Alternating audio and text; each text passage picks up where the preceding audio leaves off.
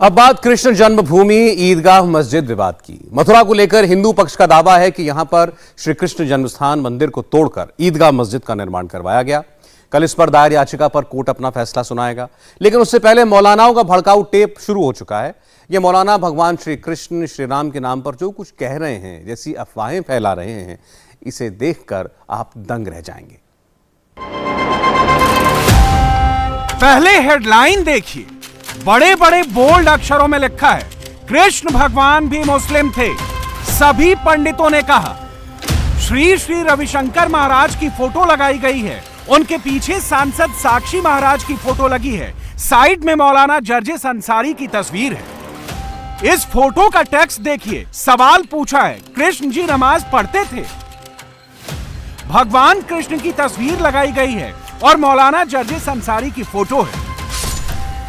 अब इस पोस्टर में लिखा है, मस्जिद को तोड़ने वालों सुन लो, भगवान भी नमाज पढ़ते थे। प्रधानमंत्री मोदी, यूपी के सीएम योगी की फोटो बाईं तरफ लगी है, बीच में भगवान राम की तस्वीर है और दाएं तरफ मौलाना अब्दुल्ला सलीम। एक और पोस्टर है जिसमें सवाल पूछा गया है, कृष्ण जी ने नमाज पढ़ी है? पंडितों, दम है तो सच्चाई बताओ। इसमें अर्जुन को ज्ञान देते हुए श्री कृष्ण दिखाए गए हैं और साइड में मौलाना जर्जिस अंसारी।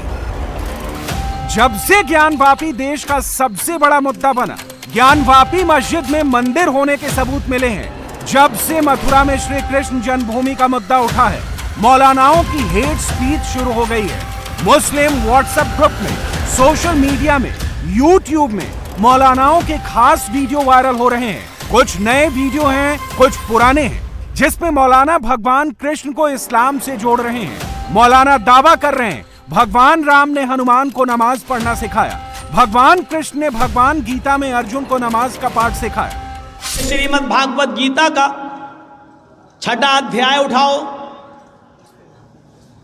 और उसका 10वां मंत्र पढ़ो। योगी उज्जीत सततमात्मानं रहस्य स्थिता एकाकी यच्चत्तातिमान निराशीर परिग्रह। जब तुम ईश्वर की पूजा करने के लिए खड़े हो, है अर्जुन, कृष्ण जी कह रहे हैं, है अर्जुन, जब तुम ईश्वर की, अल्लाह की इबादत पूजा करने के लिए खड़े हो तो पूरे शरीर की एक्सरसाइज, पूरे शरीर का योग हो जाए। खड़े भी हो जाओ, झुक भी जाओ, सजदा भी कर लो। एकाकी एक अल्लाह के सामने खड़े हो जाना। सततमात्मानम, बिल्कुल सीधे। यच्चत्तात्मा, और अपनी आत्मा को, अपने दिल को एक अल्लाह की तरफ ही लगाना, इधर उधर मत देखना। हृदय नमः, सीने पर हाथ रख लेना और सर को नीचे झुका लेना। नमः, सर झुका लेना यानी सजदे की जगह पर। ये क्या है? और पूरे शरीर की एक्सरसाइज। एकाकी, जो कुछ भी मांगना एक अल्लाह से मांगना। निराशीर, और सबसे निराश हो जाना, ऊपर वाले से निराश मत होना। ये पूरी की पूरी नमाज। पंचम समय कर्तव्य, और ऐसा 5 वक्त करना। मौलाना जर्जिस ने इसके आगे और क्या कहा, वो आपको दिखाएंगे, लेकिन पहले जिस श्लोक का जिक्र करते मौलाना जर्जिस अंसारी ने भगवत गीता को नमाज से जोड़ा है, उसका सही अर्थ क्या है, वो जानिए। योगी ओजित सततमात्मानं रहस्य स्थित एकाकी यत् चितात्मा निराशीर परिग्रह का अर्थ होता है, योगी कामना और संग्रह करने की भावना को मन से निकालकर अपने चित्त और संपूर्ण सत्ता, शरीर, मन, इंद्रिय आदि को संयत करके अकेला एकांत में बैठकर निरंतर परमात्मा के साथ युक्त होने का अभ्यास करें, जिससे कि वो उसकी सामान्य चेतना बन जाए। लेकिन कैसे मौलाना ने अर्थ का अनर्थ बना डाला। मौलाना जर्जिस यही नहीं रुके, बल्कि ये भी दावा किया, हिंदू धर्म में हिरण की खाल पर नमाज अदा करना पवित्र बताया गया है। अगर पाक जमीन, पवित्र धरती न मिले पवित्र धरती ना मिले, यानी जमीन पाक ना हो तो मिर्ग मानी हिरन और चरम मानी चमड़ा, हिरन का चमड़ा यानी हिरन की खाल बिछाकर उस पर नमाज पढ़ लेना, यानी हलाल जानवरों का चमड़ा हिंदू धर्म के अंदर भी हलाल है, उस पर भी नमाज पढ़ी जा सकती है। और ये चीज़ हिंदू धर्म की किताब और श्रीमद् भागवत गीता कह रही है, जो हर हिंदू के घर में मिलेगी, गीता कह रही है। नमाज पढ़ने का सबूत हिंदू धर्म की किताबों में भी। ऐसा नहीं है कि मौलाना जर्जिस को किसी ने श्लोक का गलत अर्थ बता दिया था। उन्होंने अनजाने में श्री कृष्ण भगवत गीता को नमाज से जोड़ दिया, बल्कि खुद उनका दावा है वो 20 साल से ऐसा कर रहे हैं। और उनका कहना है अगर सुप्रीम कोर्ट में भगवान कृष्ण की नमाज वाली बात रखी जाती तो बाबरी मस्जिद का फैसला उनके पक्ष में होता। कृष्ण जी ने नमाज पढ़ी है, 20 साल से मैं बोल रहा हूँ। मौलवी जर्जीज पर कमेंट किए गए, मौलवी जर्जीज पर यूट्यूब पे तकरीरों पर हिंदू भाइयों ने उल्टे सीधे कमेंट भी किए, हजारों गालियां दी, सब कुछ।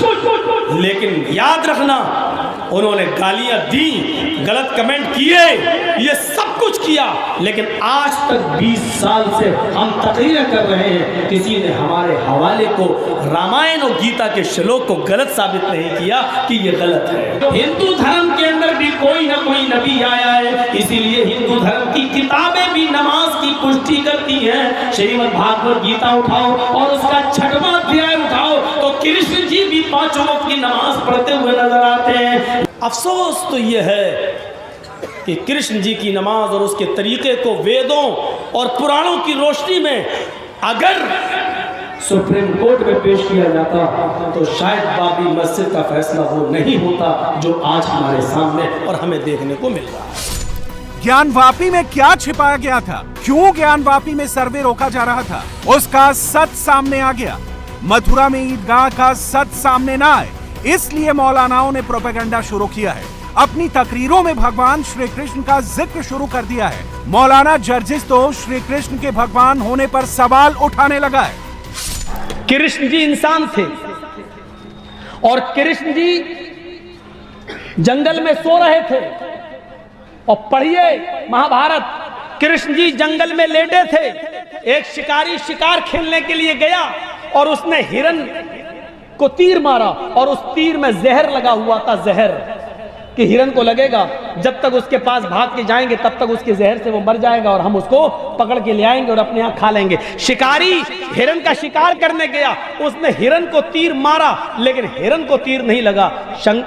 कृष्ण जी सो रहे थे, जंगल में लेटे थे, उनके पैर के निचले हिस्से में तलवे में वो तीर घुस गया, जहर लगा था। जहर के असर से कृष्ण जी मृत्यु पा जाते हैं, कृष्ण जी चले गए।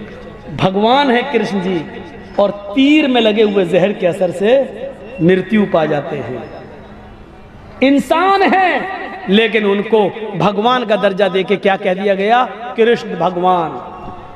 रामचंद्र जी 14 साल का वनवास लिए, इतने बेबस कि उनकी पत्नी सीता को रावण लेके चला गया, वो बचा नहीं सके। हनुमान और लक्ष्मण जी को तलाश करने के लिए भेजा, लेकिन रामचंद्र जी को राम मनुष्य से निकाल कर, इंसानियत से निकाल के क्या बना दिया, राम को राम भगवान। सिखों को देख लो, महावीर सिखों को गुरु नानक पर सबसे ज्यादा भरोसा करते हैं, लेकिन सिखों के टेंपल में, मंदिर में, गुरुद्वारे में चले जाइए तो गुरु नानक की मूर्ति के नीचे लिखा हुआ है गुरु नानक भगवान। जैनियों में चले जाओ, महावीर जी को मानते हैं, लिखा महावीर भगवान। दुनिया में कोई धर्म ऐसा नहीं रहा जिसने अपने यहाँ आने वाले इंसान को, महान पुरुष को, पुरुष रहने दिया हो, इंसान भगवान का दर्जा दे दिया, भगवान का। सिर्फ इस्लाम एक ऐसा मजहब है जिसने मोहम्मद रसूलुल्लाह सल्लल्लाहु अलैहि वसल्लम को भगवान का दर्जा नहीं दिया। ऐसा नहीं है, मथुरा के नाम पर, श्री कृष्ण जन्मभूमि के नाम पर सिर्फ एक मौलाना, एक मौलवी ऊट पटांग बोल रहा है, बल्कि ऐसे मौलानाओं की लिस्ट लंबी है। ये मौलाना अब्दुल सलीम, जिन्होंने मथुरा ईदगाह विवाद पर सीधे सीधे कोर्ट के फैसले पर ही सवाल उठा दिया।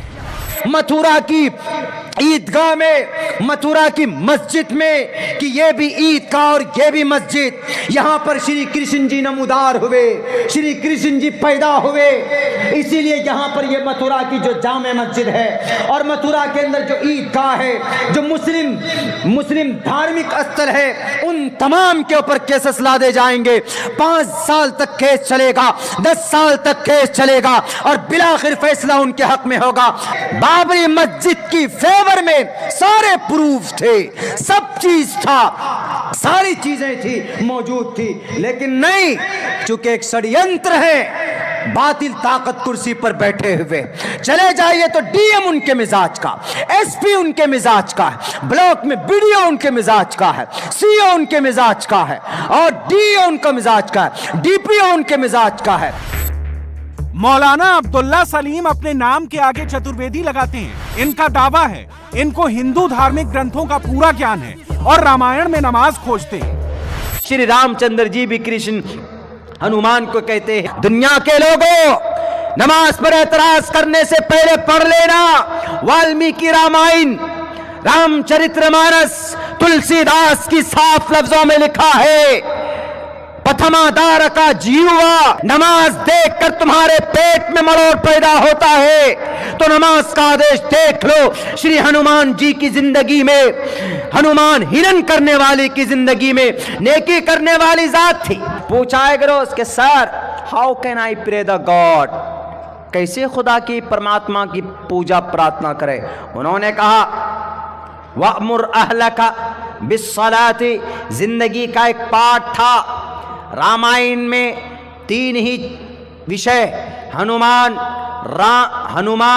राम सीता और रावण, ये 3 पार्ट हैं बस। तो ये एक फैमिली मेंबर बन गए। तो वअमुर अहला का, तो श्री रामचंद्र जी कहते हैं प्रथमादार का, हनुमान प्रथमादार का, सीधे खड़े हो जाओ, दियोदयन मुझियते, थोड़ा झुक जाओ, तृतीयानन को डलाकार, कायदा उला करो, बैठ जाओ, अत्तयात पढ़ो, दरूद शरीफ पढ़ो, तब बाद में सलाम फेरो, कोडला कार्य चतुर्तर देव चंद्र का पंचम विनिदो संयुक्ता। मैंने पहले भी ये बात कही, आज भी कहता हूं, इसलिए कि जरूरत, हमारे नौजवान नमाज पढ़ना नहीं जानते। इनसे मिलिए, ये है मुफ्ती हरूम नदवी, यूट्यूब में खुद का न्यूज चैनल चलाते हैं, सोशल मीडिया में सुपर एक्टिव हैं। इनका दावा है श्रीलंका में जो कुछ हो रहा है वो मुसलमानों पर ज्यादती का नतीजा है और हिंदुस्तान के लिए चेतावनी। श्रीलंका में क्या हो रहा था? यही हो रहा था, यही सब मुसलमानों के साथ एक खास समाज को दबाना, कुचलना, उनकी मजहबी आज़ादी को छीनना, उनके खाने पर बैन लगाना, उनके लिबास पर बैन लगाना, उनकी इस्लामी तालीमात पर बैन लगाना, उनके मदरसों को निशाना बनाना, उनकी अजानों को निशाना बनाना। और मेरा ख्याल ये तमाम चीज़ें हमारे यहाँ भी हो चुकी है। तो श्रीलंका की तबाही हमने देख लिया। जी हाँ, अभी भी मौका है यहाँ की हुकूमत को संभलने का। अगर यहाँ की हुकूमत सोचती है कि नहीं, इन्हीं बदमाशियों से हमें हुकूमत मिलेगी, तो फिर राजा पक्षे का हाल सामने है कि जिन अनभक्तों ने बिठाया था उन अनभक्तों ने भागने पर मजबूर कर दिया। मौलाना जो बोलते हैं, जैसा गुमराह करते हैं, उसका क्या असर पड़ेगा, कितना माहौल खराब होगा? ऐसा नहीं कि इनको इसका अंदाजा नहीं है, बल्कि इनको सब कुछ अच्छी तरह से मालूम होता है। कांड तुम करो और हम कुछ बोलेंगे स्टेज पर माइक पे आकर, तो हमारे ऊपर लोकसभा के अंदर में चर्चा हो जाता है कि हो 2-3 मौलाना है, एक मौलाना अब्दुल्ला है, एक जर्जीस मौलाना साहब है, डॉक्टर जाकिर नायक है, मौलाना अरशद मदनी है, मौलाना महमूद मदनी, लोग बहुत बोलते हैं। फ्रीडम ऑफ एक्सप्रेशन, बोलूंगा, नहीं डरूंगा तुमसे, तुम मना नहीं कर सकते। Right, freedom of certain rights, it's our fundamental rights. बोलना ये हमारा अधिकार है। Freedom of expression, freedom of thought, liberty of thought, freedom of speech, ये हमारा बुनियादी हक है। ये तुम्हारी मसनूई किताबों के श्लोक नहीं है, ये भारत में जो लिखी गई 3 साल में उस संविधान है और जिसके तहत बोलने की आजादी हमें है। इन मौलानाओं की एक बड़ी खासियत है, ये अपनी बात शुरू करते हैं हिंदू धर्म से, फिर इस्लाम का गुणगान करेंगे उसके बाद अपने असली एजेंडे पर आ जाते हैं। 98 साल मेहनत की है आरएसएस वालों ने। पेट्रोल 150 रुपए लीटर हो जाए, मर जाएगा वो, बाइक में आग लगा देगा वो, लेकिन कभी भी आरएसएस और मौजूदा सरकार के खिलाफ जुबान नहीं खोलेगा। क्यों? उसकी तरबियत हुई है। डेली 3-3 घंटा टाइम देते हैं आरएसएस को ट्रेन करने के लिए। आप देख लीजिए कि क्या तारीख रही। 3-3 घंटे कौन? बूढ़े लोग चड्डी पहन पहन कर जाया करते थे कहां? नागपुर के हेड ऑफिस में। डेली सुबह तलवार चलाना सीख रहे हैं, घोड़े पर बैठकर घुड़दौड़ सीख रहे हैं। जो काम आपको करना था वो काम they are doing right now, आजकल वो कर रहे हैं। आज किसकी हुकूमत है? आज किसकी सत्ता है? आज किसकी कुर्सी है? बताओ। लिल्लाहिल वाहिदिल क़हार, अल्लाह का फरमान चलेगा। तुम्हारे टकलों के और तुम्हारे गेरुए रंग के कपड़े पहनने वालों के फैसले नहीं चलेंगे, अल्लाह का फैसला चलेगा। इजराइल का नहीं चलेगा। अमेरिका का सुपर पावर बता बता कर लोगों के दिलों में एक रौब पैदा कर दिया। America super power, super power,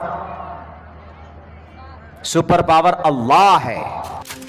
इन मौलानाओं का एक्सपोज होना, इनके जिहादी टेपों का सामने आना बेहद जरूरी है, क्योंकि इन मौलानाओं के गलत दावों को सही मानकर ना जाने कौन क्या कर बैठे। इंडिया टीवी हर वक्त हर जगह डाउनलोड करने के लिए सर्च करें India TV news Google play store या ऐप स्टोर पर।